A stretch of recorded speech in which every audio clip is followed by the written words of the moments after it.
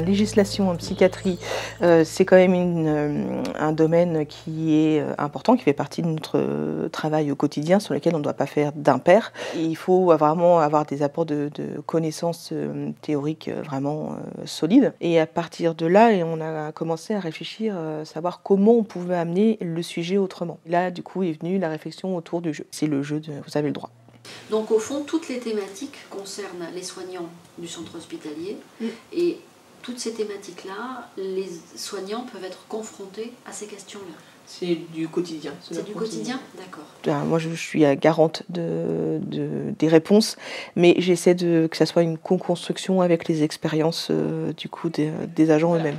Donc vous mettez que les pions violets sur les cases violets, s'il vous plaît.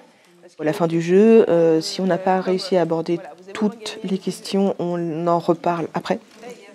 La façon d'apprendre a radicalement changé, puisqu'avant, on avait un cours classique académique. Aujourd'hui, on a un jeu pédagogique avec des personnes qui viennent, qui jouent et qui repartent avec les mêmes savoirs, probablement d'ailleurs mieux acquis, parce qu'elles ont pris du plaisir à apprendre.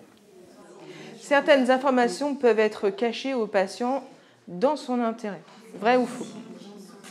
Dans son intérêt. La forme jeu pour aborder le droit des patients nous semble quand même une manière ludique, un peu de démystifier ça, d'enlever le côté lourd du droit des patients. Donc il y a vraiment un côté ludique, sympathique, tout en travaillant des notions qui sont primordiales dans la prise en soin. Le premier point fort est que c'est une formation entre pairs.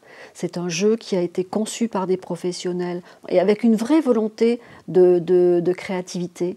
Quelque chose comment on prend quelque chose qui peut être ardu et comment on le rend très accessible.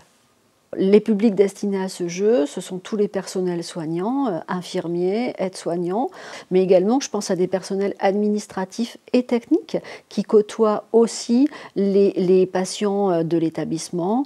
Cette formation-là, elle est sous le format d'une formation classique, certifiée Calliope, proposée par l'organisme Rouvray.